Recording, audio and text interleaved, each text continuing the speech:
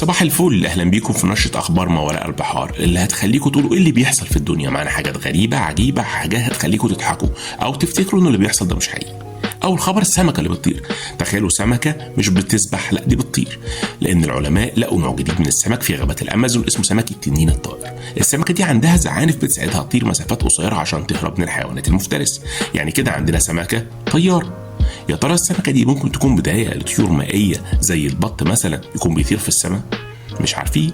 وروبوت بيزرع الشجر في اليابان. في اليابان اخترعوا روبوت صغير اسمه تاني، مهمته انه يزرع الشجر في الغابات اللي اتحرقت. الروبوت ده بيقدر يستخدم الذكاء الاصطناعي علشان يختار الاماكن المناسبة للزراعة، وبيزرع البذور بسرعة وبدقة. كده يبقى عندنا فلاح آلي. هل الروبوتات دي ممكن تحل مشكلة التصحر؟ يا ترى هنشوف غابات روبوتية في المستقبل؟ خليك معانا ونشوف. الكلبة اللي بتتكلم. في أمريكا كلبة اسمها ستيلا اتعلمت تتكلم باستخدام أزرار عليها صور وكلمات. صاحبتها علمتها تضغط على الأزرار دي علشان تعبر عن احتياجاتها ومشاعرها. ستيلا دلوقتي بتقدر تقول جمل كاملة زي عايز أخرج أو ألعب أو بحبك. يعني كده عندنا كلبة عبقرية. يا ترى لو كلبك بيتكلم أو الكلمة هيقولها هتبقى إيه؟ قول لنا في التعليقات. الخبر اللي جاي، بيت بيدور مع الشمس. في استراليا واحد مهندس معماري بنى بيت بيدور 360 درجة علشان يستفيد من ضوء الشمس طول اليوم. البيت ده عنده نظام التحكم اللي بيخليه يدور ببطء علشان السكان ما يحسوش بالدوار. يعني كده عندنا بيت بيدور زيه زي الأرض بالظبط. قول لنا لو انت فعلا صاحب البيت ده، هتخلي بيتك يدور مع الشمس ولا هتدور على ايه بالظبط؟ دينا اللي بتزرع أكلها. في سنغافورة بنوا مدينة عمودية فيها مزارع سمكية ونباتية. المدينة دي بتنتج أكل يكفي سكانها وبتقلل الاعتماد على الاستيراد. يعني كده عندنا مدينة زراعية مستقبلية. المدينة دي كل حاجة فيها فوق بعضها. يا ترى هو ده المستقبل؟ وهو هيبقوا قادرين إن هم ينتجوا أكلهم؟ قولكم في الكومنتات.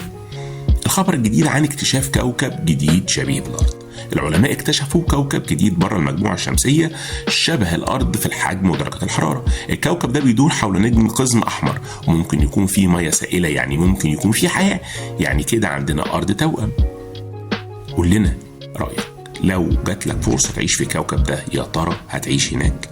وتشوف المسافة بيننا وبينهم قد إيه. المسافة كبيرة جدا، آلاف السنين الضوئية خارج المجرة بتاعتنا.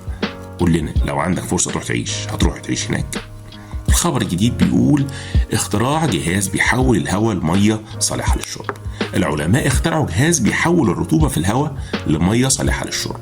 الجهاز ده بيستخدم التكثيف عشان يجمع بخار المية من الهواء ويحوله لمية سائلة. يعني كده عندنا مية من الهواء. لو جات لك فرصة تشرب من الجهاز ده، هتشرب ولا هتخاف؟ قول لنا رأيك. وعلى فكرة تقريبا نفس الفكرة بتاعت التكييف، خرطوم التكييف اللي نازل من البيت.